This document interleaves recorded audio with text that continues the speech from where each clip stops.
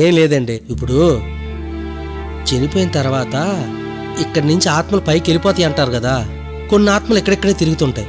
వాళ్ళకి ఏదో ఫ్లాష్ బ్యాగ్లు ఉండుంటాయి. అలాంటి ఫ్లాష్ బ్యాగ్ మీకేమైనా ఉంటే మేమందరం కలిసి మీకు కొంచెం హెల్ప్ చేద్దాం అనుకుంటున్నాం. అందుకని అందరం ఇలా కలిసి వచ్చాం, మిమ్మల్ని అడిగాం. నాకు ఏదైనా ప్రాబ్లం ఉంటే మీరు సాల్వ్ చేస్తారా? దయ్యం సినిమాలు బాగానే చూస్తారనమాట.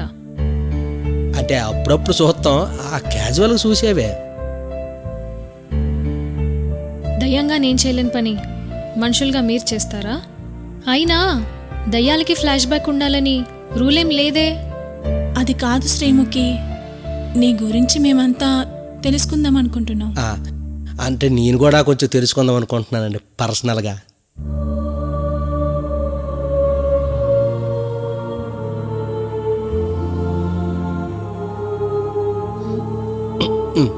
చెప్పండి. ఏమంటారు, భయపడకండి, ఫ్లాష్ బ్యాక్ చెప్తుంది. నా పేరు అహల్య.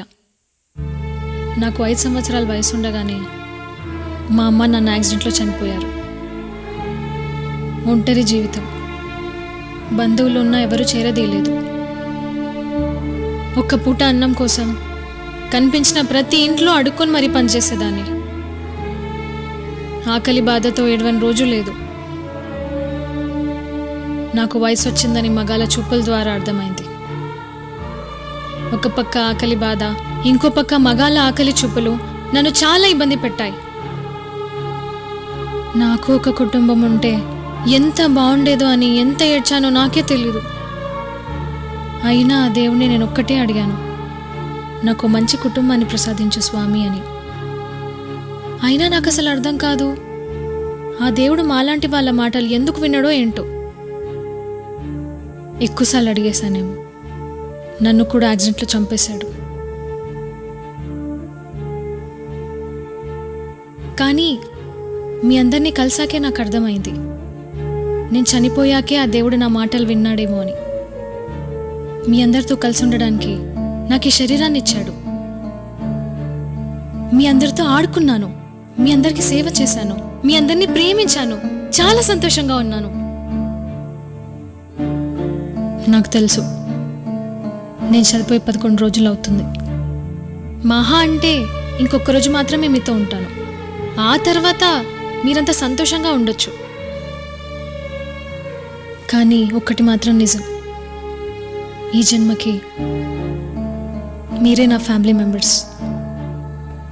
మీరే. బాధపడకు. ఇన్ని రోజులు నువ్వు మాకెన్నో సేవలు చేసావు. ఈ 24 గంటలు మేమంతా నీకు సేవలు చేస్తాం.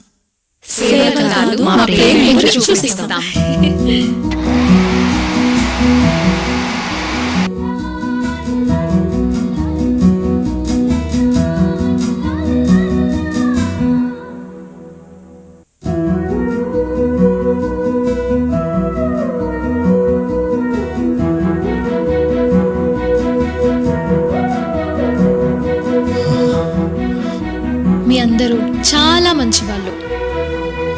మీలో ఒకరిపైన ఒకరికున్న ప్రేమ జీవితాంతం అలాగే ఉండాలి. నన్ను దయ్యంలా కాకుండా సొంత మనిషిలా గుర్తుపెట్టుకోండి.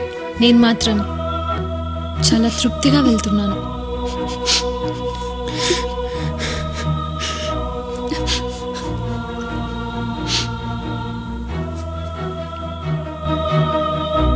బావా, జీవితంలో ఎవరిని నేను ప్రేమించాలని అనుకోలేదు, కానీ నీ ప్రేమ చూసిన తర్వాత ప్రేమ అంటే ఏంటో అర్థమైంది.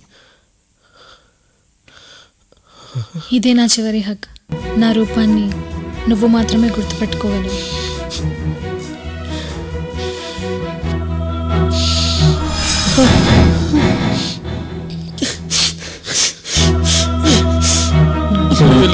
గోలి